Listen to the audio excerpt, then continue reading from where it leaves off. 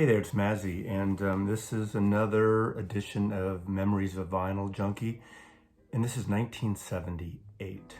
Now, another big year. So many big years, so many vivid memories. And in 1977, I graduated from San Francisco State University and got a Bachelor of Arts degree in Broadcast Communication Arts, and I took a lot of film classes too. So I was more into the sound side with radio and audio of recording. At the same time, all that time through most of college, I was working at a record store, and then I had become manager. In the last literally year and a half of college, I took less classes, so it took me 5 years to do a 4-year course because I was managing a record stores for the last 2 years. So I was juggling that, and I got more interested, obviously, in the music business for a career for me and the business side of it, because those days in the 70s, it wasn't cool or hip to take business classes. Looking back on it, I wish I had. I think it would have been better for my career, although it worked out quite fine. Anyway, also in 1977, I met this woman named Nancy. Nancy would come in the record store when I was managing, and I knew who she was because she was the weekend disc jockey out of a radio station in San Francisco, KSAN. And KSAN was the premier, it had been the underground station that of rock stations, one of the premier early rock stations, founded by Tom Donahue, who was the father of underground radio, who had started KMPX, and there was a strike in the late 60s, and they all went over, and KSAN was the premier station. Now, Tom Donahue had died several years earlier, and I knew Nancy. I had seen her around, but she came in the store and occasionally. And anyway, we eventually started going out, and that leads into 1978. I had planned in 1978 after college and to leave my job at the record store and to go to take a trip through Europe. Kind of the cliche thing in the 70s where you get out of college and you take some time, you take a year off or you take a few months off and you backpack around Europe. And it's kind of what I did to a point. I had been roommates with Brooks, Jazz Shit Brooks. If you watch my channel, you know he was sort of one of the main influences of my interest in jazz in the 70s. We actually worked together, but we were roommates for 4 years.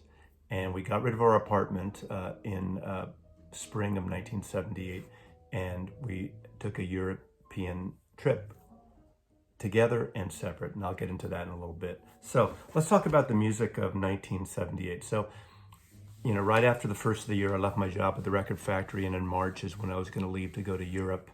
But there was a few months around there, and I think right away I'm going to start off. The records I show are records I got into pretty much, I think, all these in 1978, and most of these are the copies I got that year. Luckily, I knew a lot of people in the record business still at the labels, and when I got back from Europe, I got a job at one of those labels. But so I was able to get on the promo lists of a lot of record labels, so I got a lot of promos, went to a lot of shows for free, and I got to a lot of even like movie premieres.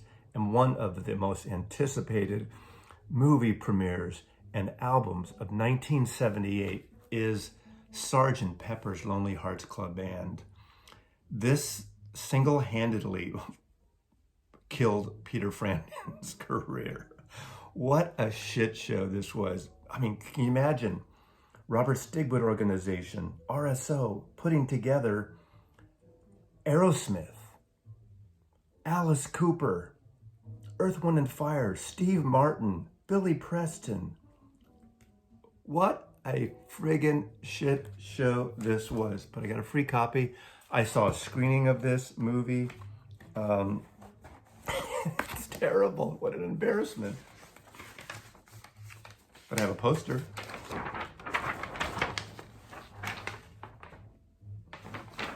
Oh my God. Oh my God. I haven't played this lately, but the Bee Gees, think about it. The Bee Gees were at the height of their career. Peter Frampton had been, huge with Frampton Comes Alive. Steve Martin, the wild and crazy guy, was at the top of his game for a while. Although I do love on here, is it Getting Better? Not Getting Better. Got to Get You in Your Life by Earth, Wind, and Fire. That's the highlight of this record.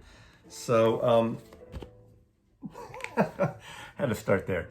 Okay, let's go through the year. I've been a fan of Warren Zevon. This is his second album that he co-produced with Waddy Wachtel and Jackson Browne. And it's a great album. Now, Jackson Browne had saved some songs from the first album. Some people thought they should have put Werewolves of London on the first album.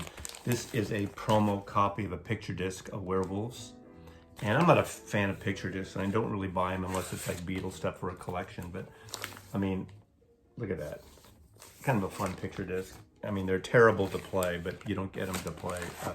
But this is Werewolves of London from Excitable Boy. Now, my little claim to Warren Zevon. First of all, I'm a big fan. If you've watched my channel, you know. But Nancy did the 10 p.m. to 2 a.m. shift Saturday and Sunday nights. She also managed a jazz band and a couple artists. So she had her own artist management company too. But frequently I'd show up. I mean, she'd allow me to come into the station. I'd hang out, 10 a.m., 2 a.m. Saturday night. I'm 22 years old, 23 years, I guess, 23 years old. She's 6 years older than me. Oh my God, my mother. You're going out with a shiksa 6 years older than you. But we had a great time. Nancy's a wonderful woman, wonderful person. We're still friends. She's in New York City. She has been for, over 30 years, maybe longer than that. But one night I was at the station and Warren Zevon was championed a lot by K-San, and I saw his first tour, I think it was at the old Waldorf. Well, one night, the program director of the radio station, Bonnie Simmons, was there with Warren Zevon. They were hanging out at the station. Who knows what they were doing. And I got to meet Warren Zevon. He came in the studio a little bit with Nancy, but mostly they were down in the production halls, and who knows what they were doing there at the time. But we talked for a little bit, and then when he left, when he was leaving, he said, "So long, Norman." Now, I got chills in my spine. Was it the French Inhaler, I believe, on his first album, the last line says, "She said, so long, Norman, so long, Norman." So I just got to throw that. That's my Warren Zevon story. Saw him so many times. He's still a huge, I'm a huge fan of his. Just going through some others really fast. XTC's first album I really got into. It was really different for the time. The new wave thing in 78. It started, 76, 77, 78, that whole shift, maybe as early as 75. But I was really getting into it, obviously, at the last couple of years, 77, 78, when I managed the record store. But I did get into XTC. Now, if you know the whole story, they didn't tour a lot because Andy Partridge had a fear of traveling and being on stage. But I did see them a couple years later in the 80s. One of the few times they played at the Stone on Broadway in San Francisco. Fabulous show. I love XTC. So they were a little more punky new wave then. Of course, they mellowed out and they got, very melodic, but still a very favorite band of mine. I still was a fan of Emmylou Harris since my friend Vernon turned me on to it. This is a wonderful record. This is Quarter Moon in a 10-cent town, and I believe that lyric comes from the, is it Easy From Now On? No. It might be Delbert McClinton. I thought it was a Townes Van Zandt song, but I could be wrong. There's songs here by Rodney Crowell, Jesse Winchester, Utah Phillips, and it's really great. The Hot Band again with, of course, Albert Lee on guitar here and Glenn D. Harding on piano, but an amazing record. Anything Emmylou Harris does in my book, I was still fine. It was an interesting time, staying into the country rock music. The singer-songwriter stuff was still happening, but this is that crossover period where do you get out of this stuff? Is it hipper to get into the new wave? And then obviously punk was hitting in San Francisco, and my friend Brooks and I would start going to these new wave and punk shows. I went a few with Nancy, but I went with Nancy to a lot of shows because K-San would get tickets to every show. But finally in March or early April maybe, of 1978, my first trip to New York and to Europe. I flew to New York with Nancy because she had lived in the Berkshires. She's an East Coast girl, and so she showed me around Manhattan, and we went up to Connecticut where her family was, and up there. But it was my first trip ever to New York City, 1978. So we had a blast. We stayed there for a week, and then I went on my own to Europe. So, we went, the first time you go to New York, I went to the Statue of Liberty, the World Trade Center, the top of the Empire State Building, all over. It was really a wonderful time. I arrive in London. My friend Rafi picks me up at Heathrow, and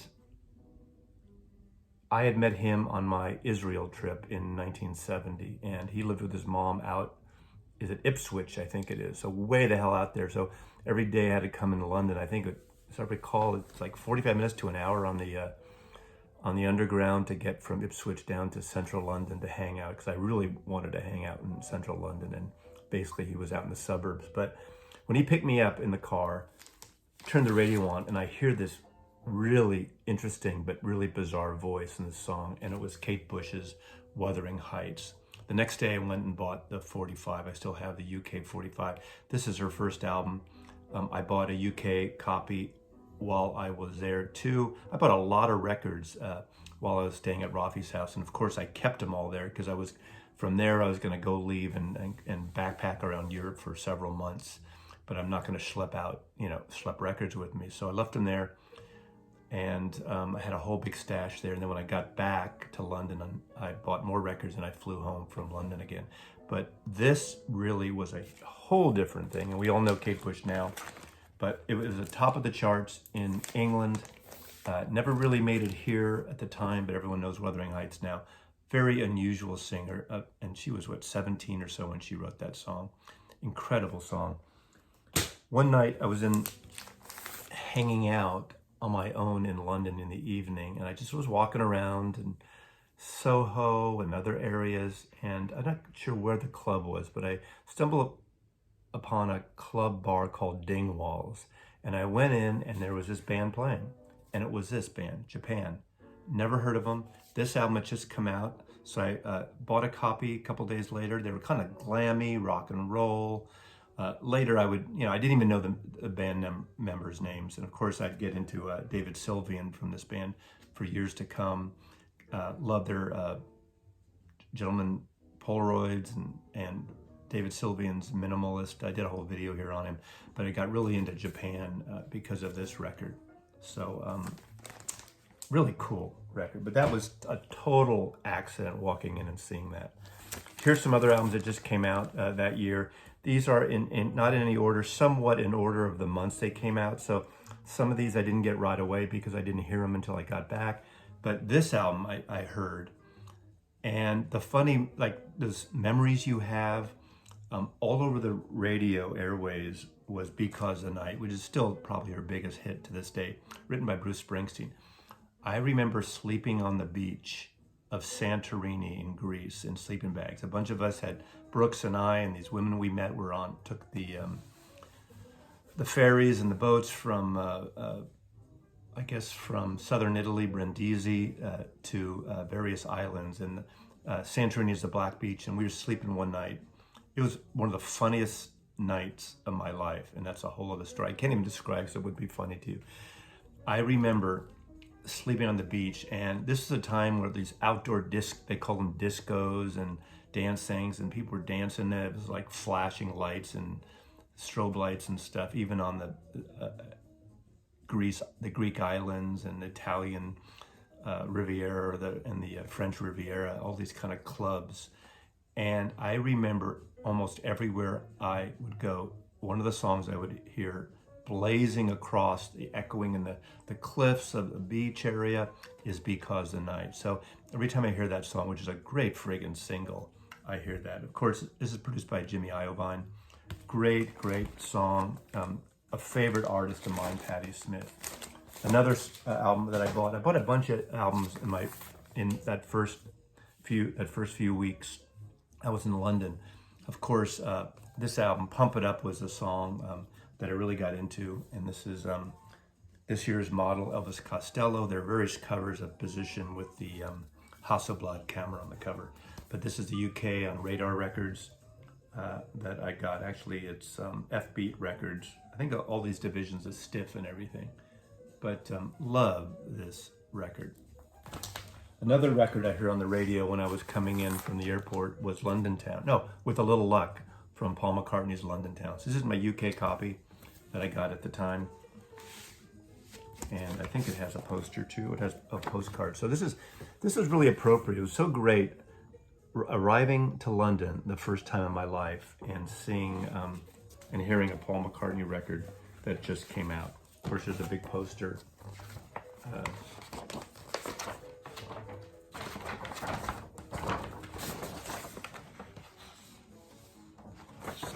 And London Town. You know, taking a boat ride on the River Thames, going to the British Museum. I'm a big Anglophile, and I just love London. And of course, going to Abbey Road and the Beatles sites there. And so had a great time there. And of course, another UK copy I got, Jesus Is Cool, which was the name of Nick Lowe's first album in the UK. In America, of course, because of all the Bible Belt crap and didn't want to offend, they called it Pure Pop for Now People. And of course, let's see, this is a perfect record. Little Hitler, Shake and Pop, Tonight, The Sound of Breaking Glass. I love The Sound of Breaking Glass. So It Goes. One of the great power pop singles of all time is So It Goes. Now, a little out of order here, but before I went to England, I was still going to I was invited to these record parties. And one night down by Fisherman's Wharf in a Holiday Inn, they took over one of the ballrooms and they had a preview of this movie. And the movie was The Ruddles. We all know The Ruddles now. It was basically Spinal Tap before Spinal Tap. One of the first mockumentaries Eric Idle put together. Neil Innes is in it. Ricky Fattar plays the Stig O'Hara part. George Harrison is co-production. This is Saturday Night Live production. Lorne Michaels, so it's got Belushi in it, and Gilda Radner and Dan Aykroyd. I think this is hilarious. Now, the preview that night, we all got copies of the album. I got a promo copy here. It's notched. I got 2 copies, so I have a notched one sealed, and I got this, which was the 12-inch. So, I got the press kit, Ruddlemania press kit, which has all information on the Ruddles, basically as if they were a real band. Of course they were a real band. I don't have it here, but I have a napkin, a cocktail napkin, and this is the promo label. And what's really great about that night, the night was introduced by Derek Taylor. So he was there in person. We got to chat with Derek Taylor. He was the Beatles press secretary. He worked with the Byrds, the Beach Boys. So he's an important part of Beatle history. So, of course, we all know the Ruddles. And the irony is when I was in New York a couple months after this, literally maybe 2 months after this, or maybe sooner, Nancy and I went to this publishing company because she was working with these artist management. And I was in the office with this guy, old kind of guy with a cigar, very kind of cliche, Jewish production, record company, publisher guy, so it's like Jim Cagney, say. And he goes, oh yeah, we're just in the middle of this thing. Did you see this thing, the Ruddles? What a terrible thing. And I was trying to keep quiet because I thought the Ruddles was hysterical. I thought it was amazing. Yeah, there's a lawsuit going on. This is when, I think this was the publishing company that owned the Beatles publishing. And they were suing the Ruddles because they thought the songs were too close. If you look later on editions, the co-writing on a lot of the songs are Lennon McCartney with the Ruddles, with Neil Innes. So they they settled that out, which is, I think, kind of bullshit. That's a great parody. I'm all for keeping rights to people, but that was a real parody. Also that year, one of the great live albums came out, Little Feat. I had seen them at Winterland, and they were incredible live. Little George, Waiting for Columbus. This is a great live album. Now, one of the big bands that came out of nowhere, and I didn't hear them until I got back from Europe, and I'd heard about them, but when I got back in the end of the summer, I guess August or something, I started hearing the first Cars album, Just What I Needed, and My Best Friend's Girl. You all know that. I don't have to say any more about that. Also in 78, Scratch, which is a nickname for this Peter Gabriel album. Now, 2 years prior to this, 1976, I did go with my buddies from the record store. We got tickets, $25 to go to Winterland on Thanksgiving dinner to see the band and turn out the last waltz, all those guests.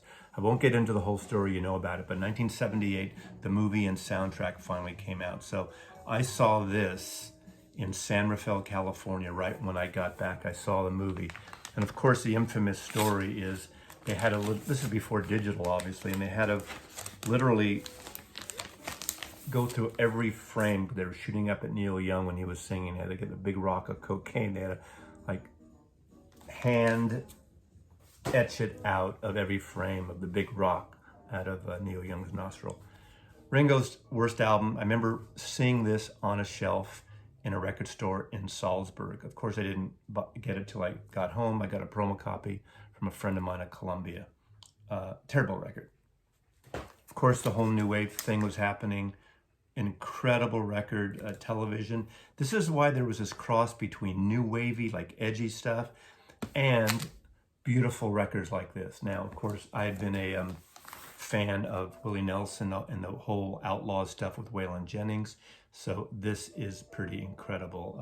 Beautiful record, probably one of his biggest, most popular and commercial successes, doing covers, Stardust, Georgia on My Mind, September Song, Someone to Watch Over Me, sort of great songbook arrangements and gorgeous records. So the yin yang of what you're into. That's why I said in a video that's, I think that's been a greatest hits video that's been touring, or a kind of a suggestion of from different people in the vinyl community here. I think it was on the Vinyl Gurus video, and I contributed, don't get rid of your records, your taste changed. So there was a period of time I was getting tired of the singer-songwriter, the mellow stuff, the Neil Young maybe he was different, the James Taylor, you know, this kind of stuff. And I was getting into something a little more edgy with Television and Blondie and the Dead Kennedys and, you know, new wave and punk. But I didn't get rid of these things. If you do, your tastes change and they evolve over the years, over the decades. So, you know, you never know. So another record that I got a promo of that I really liked. This is the second record the Kinks recorded for Arista Records. Clive Davis really gave them a push, and they started, you know, got rid of, out of their sort of scene they got into with RCA, the theatrical thematic records that were kind of waning. I love those records, but a lot of people don't, and they were, you know, with the soap opera and Schoolboys and Disgrace and Preservation Act, I think people thought they were just too much going on, too much for listeners to comprehend. So they got back and they became actually an arena band somewhat which, you know, I saw them once there and I liked them, but I still prefer the early Warner Brothers stuff. But I love, especially side one of Misfits is a perfect record, and Rock and Roll Fantasy. Anyway, I think this is a record every Kinks fan should have it. And Sleepwalker 2 is such a great record. So you're in London for a few weeks, and Brooks meets me, flies in, I pick him up, he stays with me for a couple of nights, and then we both get on we shoot the tube to Paris, France, and go throughout Europe. Brooks and I we were in Paris, went to the south of France, went to Barcelona, we went on the French Riviera. We got stuck one day in Toulon, which was where the French Navy sort of stands, really, and it was on a bank holiday. So these are days of traveler's checks. So you have no cash, no credit cards, really. It's traveler's checks. It wasn't the same as now. You can just do everything with a card. And all the banks were closed, so we couldn't transfer and get money. And we found this little bed and breakfast place. And the guy was so great. He goes, "Pay me tomorrow." Come on, can you imagine that happening now? 2 kids from America with backpacks. Pay me tomorrow. Which we did, and we went on the line. We went to Cannes, and we walked along the French Riviera where the Cannes Film Festival takes place, and we decided to go to Monte Carlo.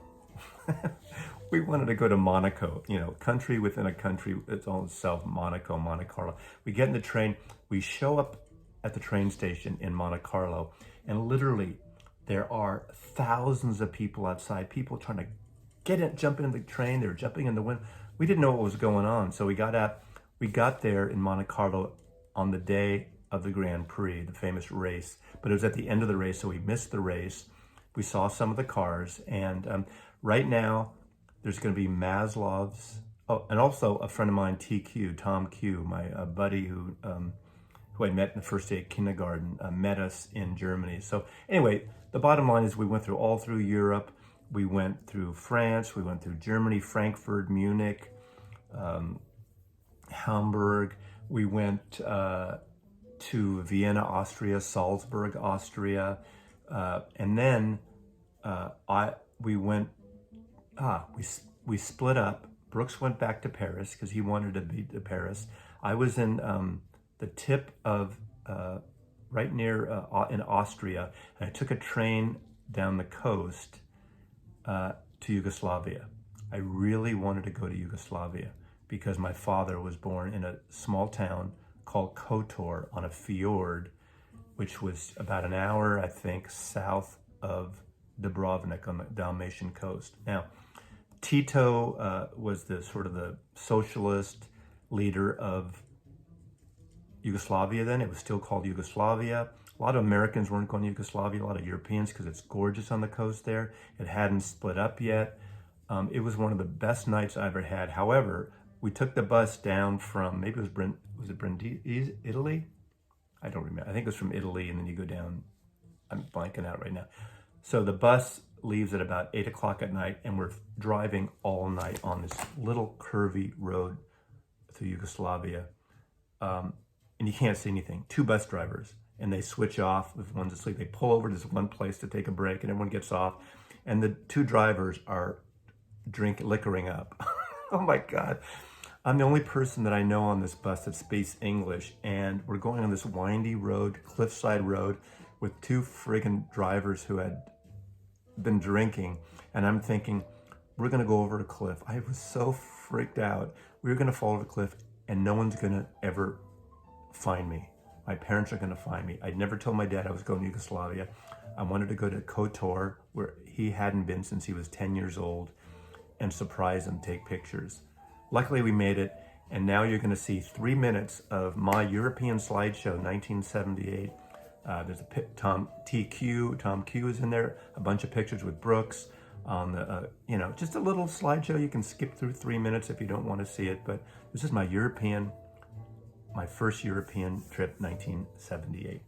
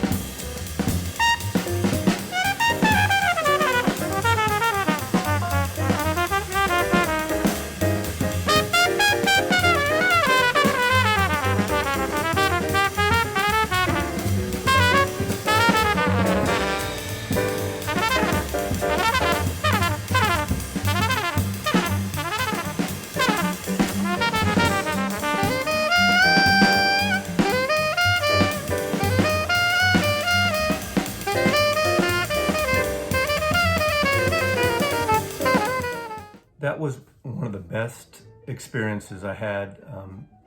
So 22, 23 years old, spending time, about 3 months in Europe. Brooks and I again split up then on our trip. I ended up going back to London for a few weeks. Brooks actually went to Montreux, Switzerland, and he had a situation where he became like an assistant PA or worked at the wonderful Montreux Jazz Festival. So that was an amazing experience for him.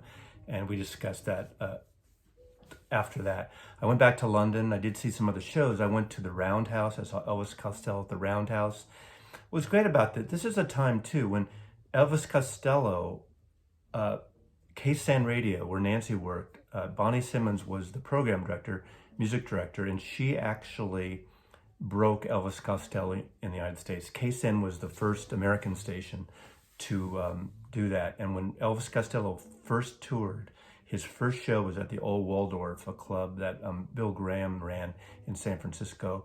And I was at that show. So it was so great seeing that Elvis Costello at this small club, wonderful type of place in San Francisco. But I remember it was funny going through Europe.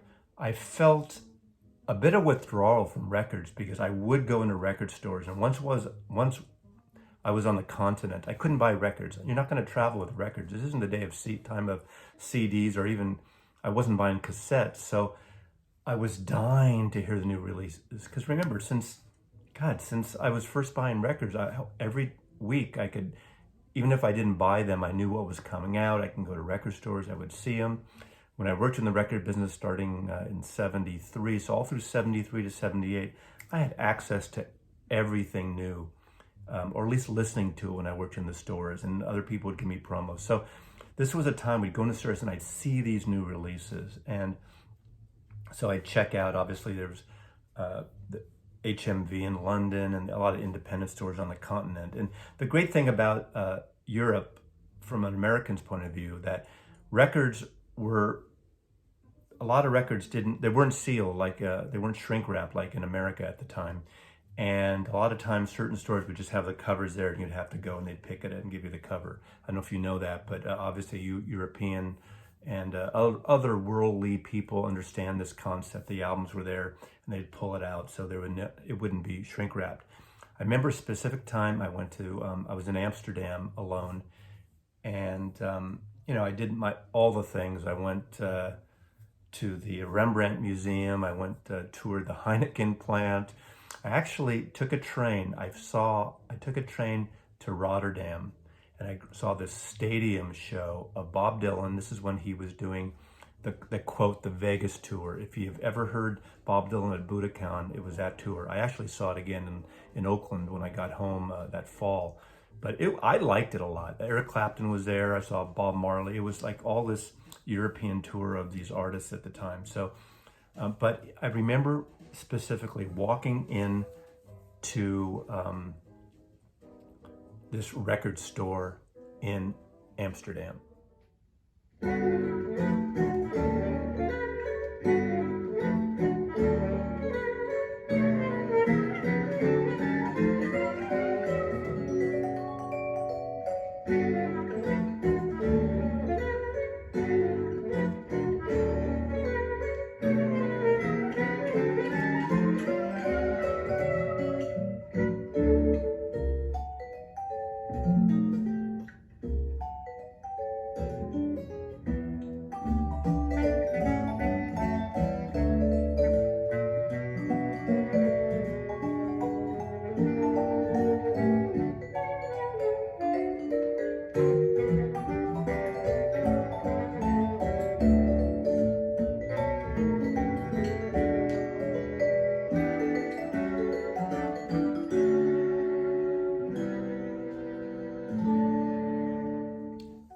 And what I loved about these record stores in Europe, not all of them, but a lot of them had these listening stations where they could just hand you a record, you could listen to whatever you wanted. Of course, I wasn't buying anything, but it didn't seem to matter. And they were great. They'd have, I think, this small store, there's a picture of it here that you might have seen, but if you blink, you missed it. And they had like possibly 6 or 8 little headphone stations at the counter, like sitting at a bar, like a wine bar or a cocktail bar. And I picked two records that had just come out, and I was so excited. One was this album, Jazz. I'd never heard it, and I was obviously a Ry Cooder fan, so whatever the date is when this album came out, it just come out. Later, when I got home, my Warner Brothers friend gave me a copy of it. Ry Cooder's not a fan of this record, but Joseph Byrd arranged it. Joseph Byrd was part of the Field Hippies and United States of America avant-garde, New York East Coast artists. But I love this. A lot of old, almost like Vic Spiderbeck jazz stuff, pop vocalist, and amazing arrangements. It's amongst my favorite of the Ry Cooder albums, despite Mr. Cooder, what you think. Love it. So I listened to this on headphones from start, and I was so excited. And I was having these withdrawals because I couldn't buy a record. Not that I could do anything with it, so I don't know what the point is. Because remember, this is also a time, we didn't have Walkmans, we didn't have small cassette tapes walking around or CDs or anything. So you had no music unless you saw it live. You were in a club or in a place where they were playing music in the background. The other record that I just was so excited about was this, Darkness on the Edge of Town, Bruce Springsteen. Obviously, in '75, I had seen Bruce Springsteen 3 times when Born to Run came out. The Paramount Theater in Oakland, and then up in Sacramento we went. I was so excited. Those were my first Springsteen experiences live. Obviously, I got into him his second album with especially Sandy and Rosalita.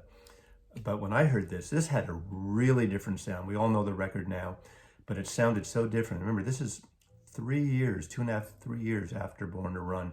Everyone was waiting for a follow-up, and I love this record. But I remember, to this day, I remember being in that record store in Amsterdam, listening to headphones, and I probably had just come from one of the hash bars. Hey, it was legal. It's legal. Or maybe I went after. I don't remember. But hey, come on, sue me. Some other records when I got back on that trip, I remember, and I bought this. Did I buy this? Can't remember if I bought this in the UK. The 45 of "Miss You" by the Rolling Stones, doing their little early stab at disco, and of course it became a huge hit. And "Faraway Eyes," which is another one of the great sort of country songs of the Rolling Stones. This is an original UK edition, but of course when I got back, I got this album. This is the original cover before they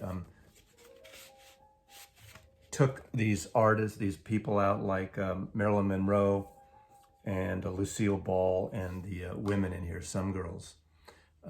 I like this record. I think this is one of their late, great, amazing records. They did some good stuff after this, but if they had called it a day after this, I think they would be a little more. I mean, the Stones are popular. Who am I kidding?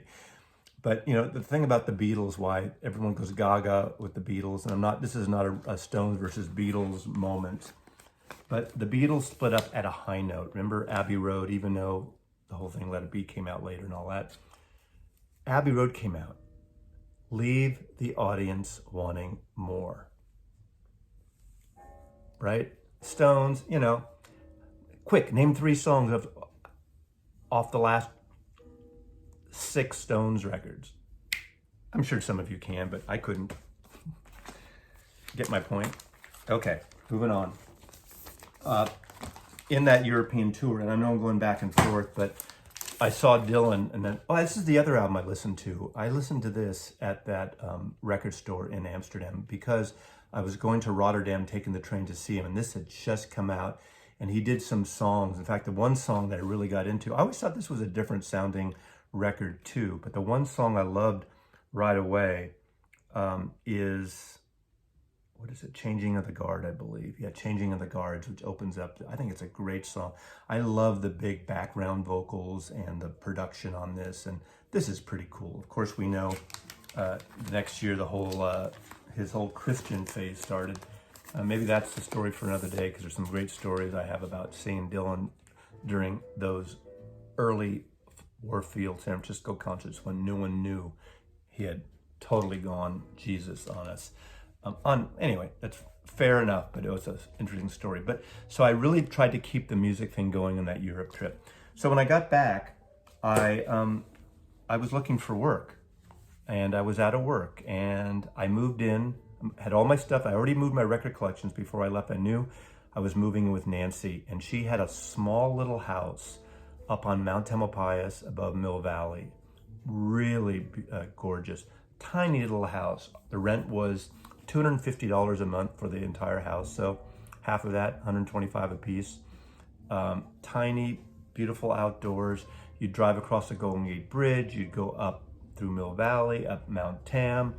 You could go two ways that way, or you could go into Mill Valley, turn left at the 2 a.m. club. Now, a little bit of trivia, the 2 a.m. club in Mill Valley is the bar that years later they would take the cover photograph for Huey Lewis and the News, the huge Huey Lewis and the News album. He lived in Mill Valley in Marin County. So that's in the 2 a.m. club. But we'd go up that winding area. She had a Volkswagen Beetle, and she taught me, because I was going to buy a new car. Oh, I did get a job.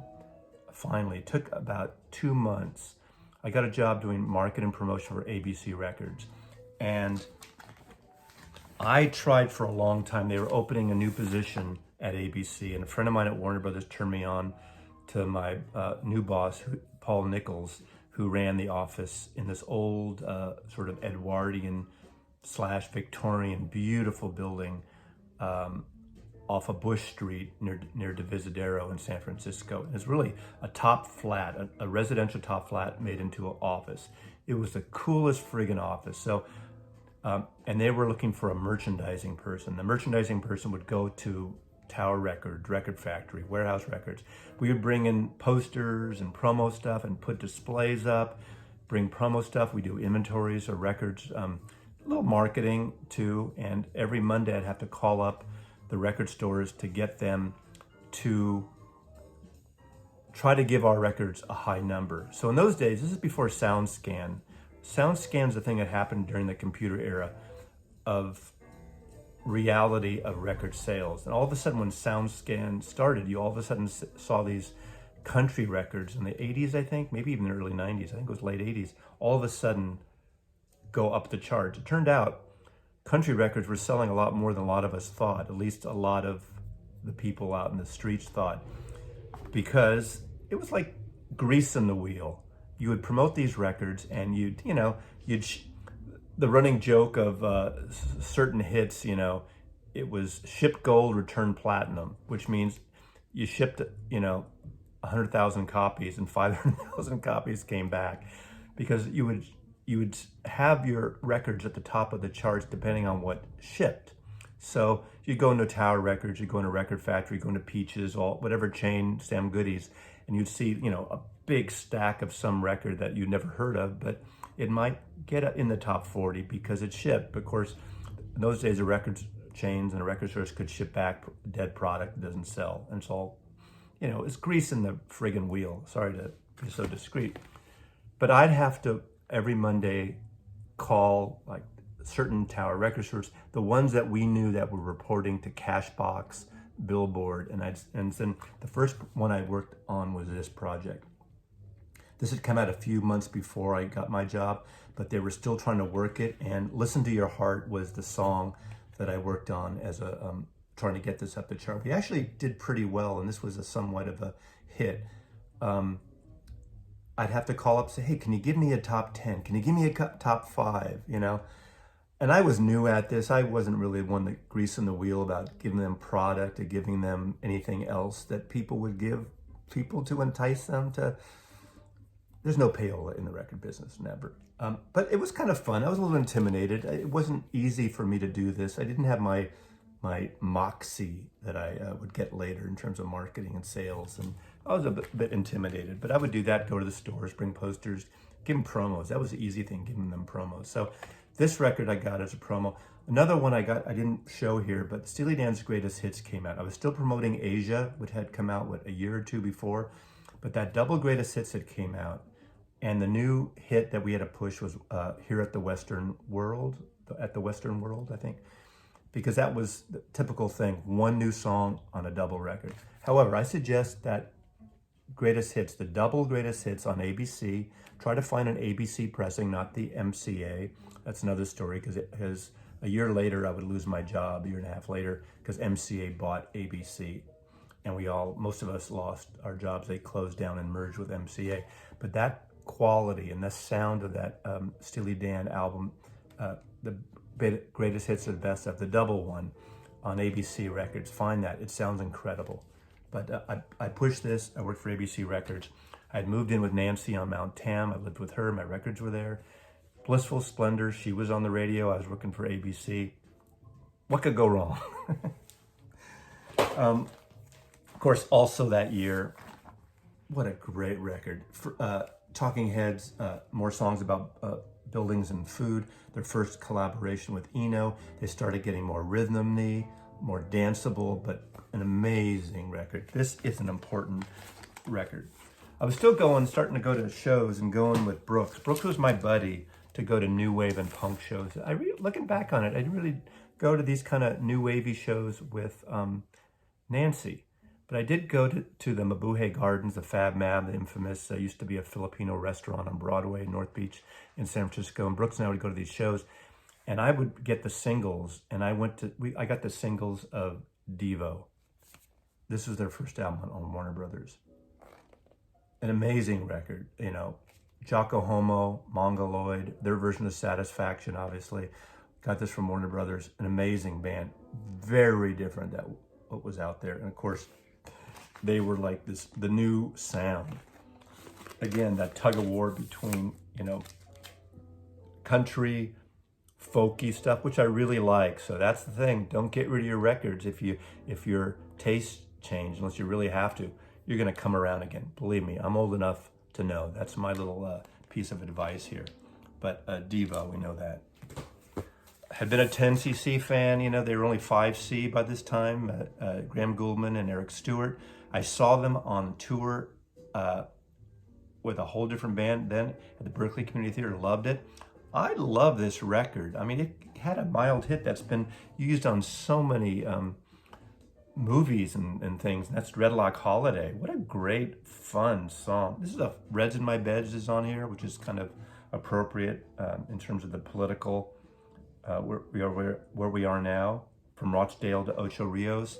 This is a fun record. This is a quality record. Again, another covered by Hypnosis. And I saw them tour at this time.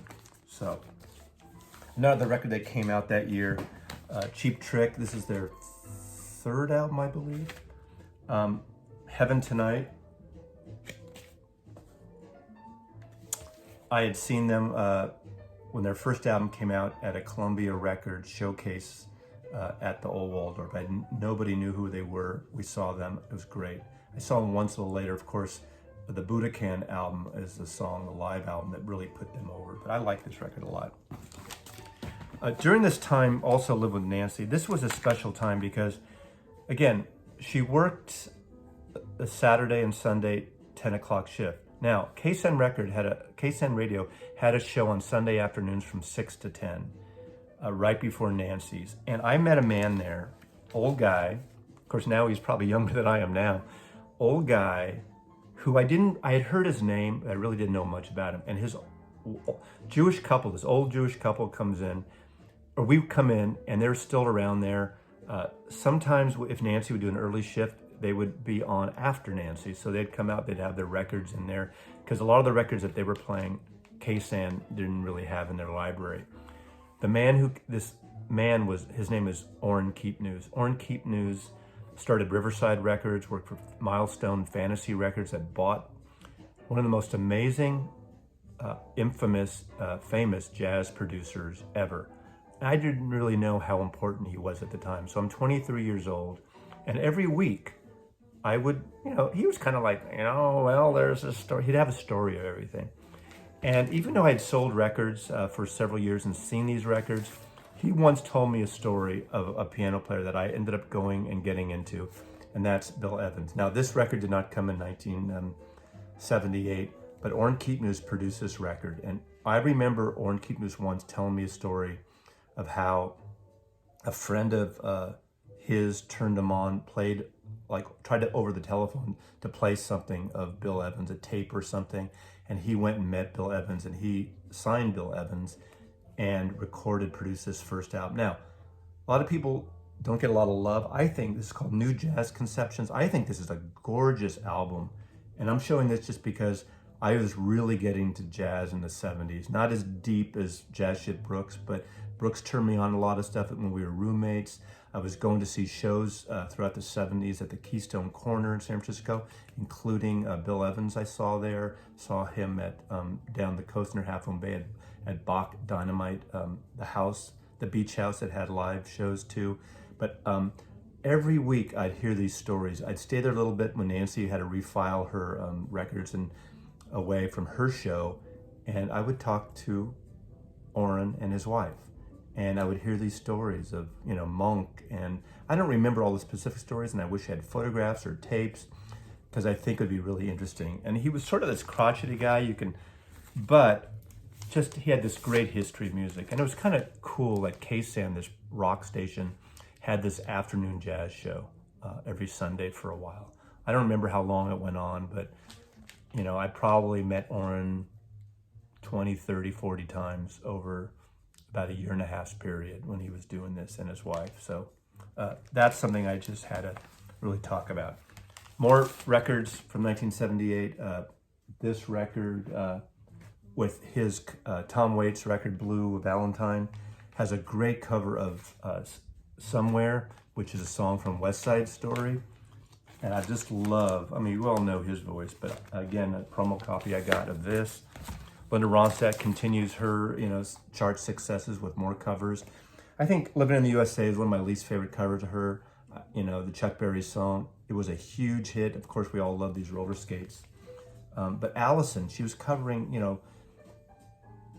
Elvis Costello wasn't really known to the masses, but again, Elvis probably made more on the publishing of this record than any of his own records back at that time. Muhammad's Radio, again, another song. Linda recorded maybe 3-4 Warren Zevon songs. Again, he made a lot of money. Just One Look. Again, cool covers, great record. Another record that was their biggest record ever and their most successful is One Nation Under a Groove by Funkadelic. Incredible record. This was an important record, and again, it was very successful. I don't know what to say about this, but one of the great funk records of all time, and it still holds up. I talked about XTC, here's Go To. The funny story about this, I think it was Hypnosis who did this cover. Hypnosis presented to XTC all these cover options, and they hated it all. And they were leaving the office, and they saw this up, like printed up. I don't know if it was on the wall or somewhere. And they said, "What's that?" And they said, "Oh, this is a cover concept that we presented to all these different bands, and every friggin' band hated it." XTC went for it, so they adapted it to XTC, and this was sort of like stock photography, stock type set. But I think this is a fantastic cover. This is, I believe, their second album, and it came out again. It had 2 albums in 1978. So again, a fan here of that. Of course, Blondie, Hanging on the Telephone, Pretty Baby, 11:59. Heart of Glass. Heart of Glass, again, all these new wave bands, not all of them, a lot of them were starting to do the dancing. And of course, Heart of Glass exploded on the airwaves. So I love that. I kept getting promos of Van Morrison. Wave Life was kind of a hit for Van Morrison. I think some people didn't like it who were Van fans because it had that synthesizer whirly thing on it, like as if Van was trying to get into the sound of the day. However, I do like this record. Not one of his best. What can I say about it? Cover by Norman Seeff, famous portrait photographer. Did a lot of stuff for Joni Mitchell for her entire career. Did the famous Carly Simon cover, if you know what I mean. Comes a Time. Now, I don't have here, but Nicolette Larson was a protege of, did background singing with Neil and some other artists. Had a great debut album. Unfortunately, she died of cancer young. She's on this record and sings harmony with Neil. This is a pretty record. This didn't do really well at the time, although it's a beautiful, that's Human Highway on it, Motorcycle Mama. Four Strong Winds is on here, which is one of my all-time favorite folk songs, written by Ian Tyson from Ian Sylvia. And in the documentary concert film, was it called Harvest Gold, I think, or whatever it's called, that Jonathan Demme directed with him, he talks about listening to that song on a jukebox in Canada, Ontario, I believe, and playing that song over and over again. Four Strong Winds is a stunningly beautiful song. One of the best debut albums ever, and it came out and I got into it when I got back, is the first Dire Straits album. Mark Knopfler's guitar playing just was so amazing, so original, even though it did kind of take a lot from J.J. Cale. This record, Sultans of Swing, was everywhere on the radio.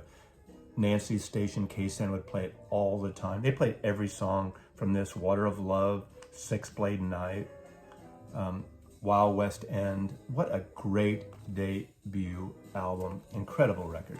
And it holds up. I think this is their best record. I know everyone likes the later ones and Love Over Gold, and they like the digital one. But I think that's their best record. I was getting promo stuff, and I like this record. Shiny Beast, Bat Chain Puller on Warner Brothers, Captain Beefheart, with a beautiful cover art that he did. Quite the painter, Captain Beefheart. I went to a show at a medium-sized place in the East Bay in Oakland, I believe, and I saw this band. We got tickets, promo tickets for it, and I was blown away. This almost like this power trio that mixed sort of new wave with reggae, and that was The Police. This record, Roxanne, started, like, just burst out of the airwaves, and that was quite the record.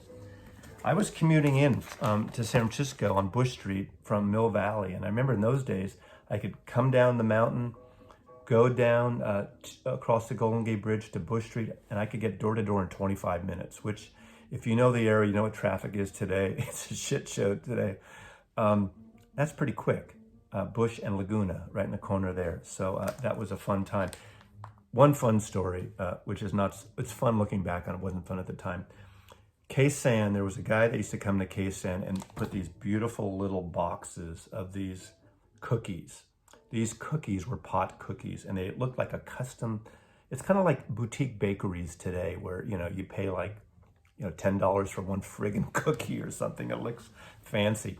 But it was like a box with like a label on it, and KSAN had these, and somebody, Nancy was on the air, and somebody came, and Nancy wouldn't do this while she was on the air, but they asked me if I wanted, they said, just take a half of one. So I took a half of one, and about a half hour later, I got saying, I don't feel anything. Dangerous. I didn't feel anything. So of course I ate the other half of the cookie. Looking back on it, I might have had another little bite of somebody else's. I can't remember why, but so 2:30 in the morning, 2:45 in the morning, we're driving in Nancy's VW Bug. She has a 4-speed. We turn left at the 2 a.m. club. We start going up the hill. I start feeling nauseous, feeling sick, and I said, oh my God. It was like I was tripping on a fucking cookie. Really? It just was making me sick. I said, pull over. So I opened the door. I'm hanging out of this little VW Bug, heaving, vomiting. And Nancy's holding my arm here, and I'm like heaving, throwing up on the going up the mountain, Mount Tam, or up behind Mill Valley, up to Tam Junction. I mean, not to the Four Corners, where you go over the hill down to Muir Woods. If you know that area, you know what I'm talking about.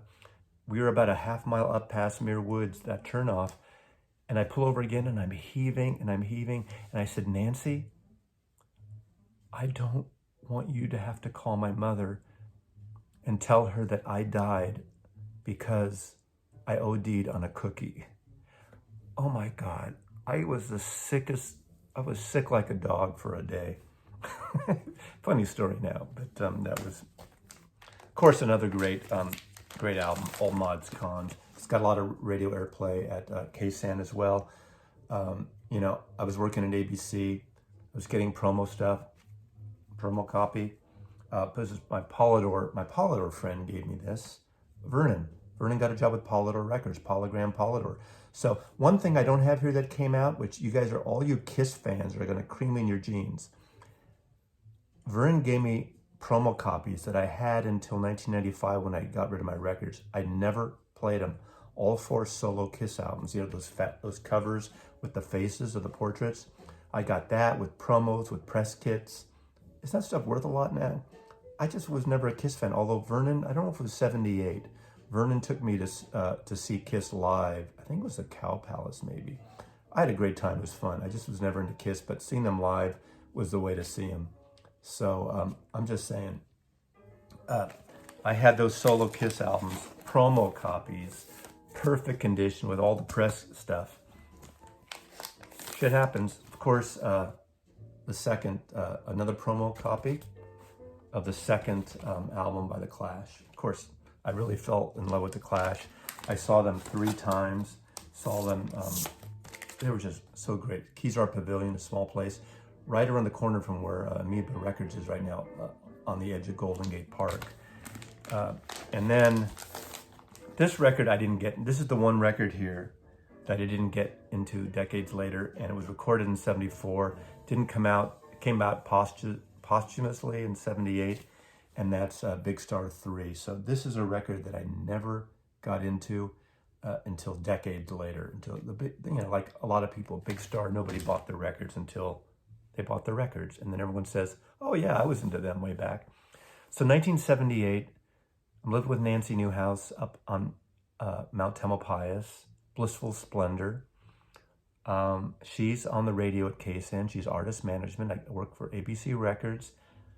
I turned 24 that year in August.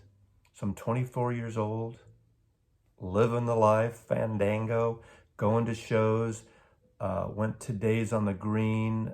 Was that the year I saw Led Zeppelin? I don't know. All these shows Bill Graham would put on Days on the Green. I did see Led Zeppelin with Nancy, and I can't remember if that was 78 or 79. I didn't look it up here. That was the last show they ever did in America. And then a week later, Robert Plant's son died. We were on the side of the stage, like a backstage area, not with the artists, but the VIP press record company people. So I saw them pretty close. Went to all these great shows and events and movie previews and stuff.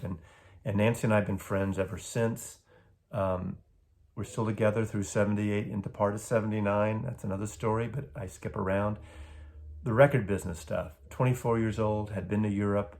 Pretty great year. Brooks and I were friends still, and Vernon worked for Polygram, my friend Vernon, late friend Vernon. So hope you like this. Hope you got a little sense of the music of 1978. The whole punk scene was happening. We're going to the Mabuhay Gardens, all these pop-up clubs, new venues where these bands would play accidentally. And Bill Graham really just wasn't really producing a lot of that kind of music initially yet. That would be a little later. So thanks for watching, and Mazzy loves you, 1978. Take care.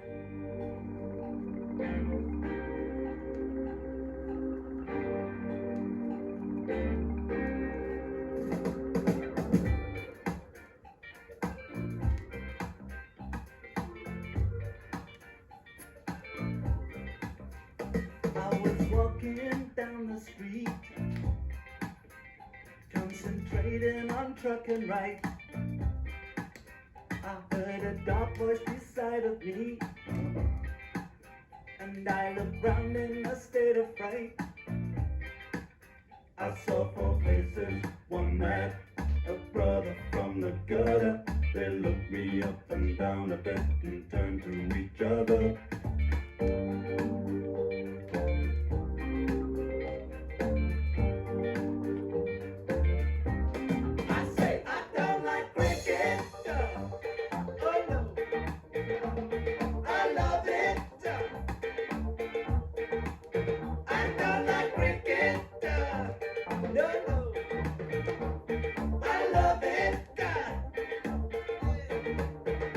Junkie.